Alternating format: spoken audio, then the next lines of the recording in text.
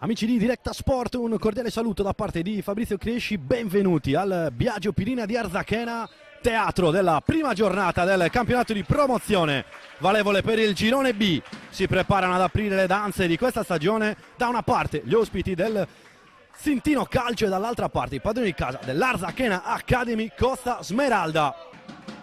Ne vuole impostare, prova a esplorare anche l'out di sinistra, il pallone non passa, grande verticalizzazione, attenzione al pallone destinato al tentativo, parato da parte di Copetti, si era involato Marcos D'Amico, il capitano vuole puntare, c'è sicuramente tanta attenzione anche sul classe 2002, eccolo Donati, apre per Massafra, eccolo il numero 9, ancora lui, si presenta in area, una finta, Massafra se ne va, fa partire il sinistro, la parata con le gambe dopo una deviazione di Sperling.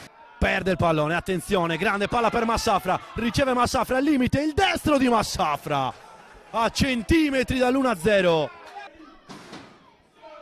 Torna da Fernandez, a spazio numero 10, si presenta in area, tocca dietro, al limite, s'aggira da fuori. Grande risposta di Sperling. E ogni volta che sale il coro della tifoseria, sale di giri anche l'attacco dell'Arzachena.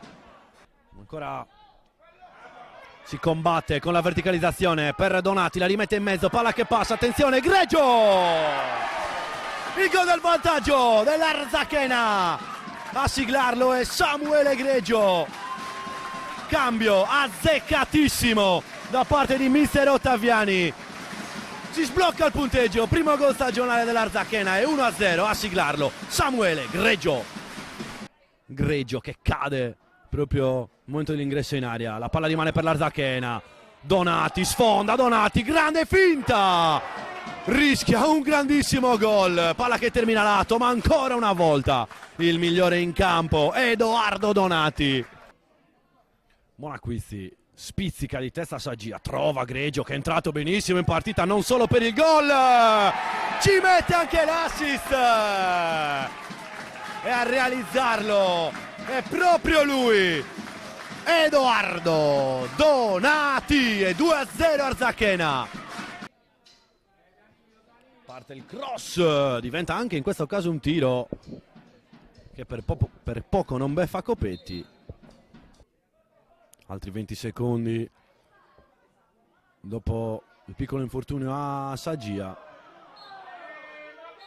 Ed eccolo qua, il triplice fischio che sancisce così la fine della prima giornata del girone B del campionato di promozione, e va in archivio Arzachena Stintino. A vincerla è la squadra di Mauro Ottaviani. Arzachena 2, Stintino 0, parte alla grande la società smeraldina davanti ai propri tifosi.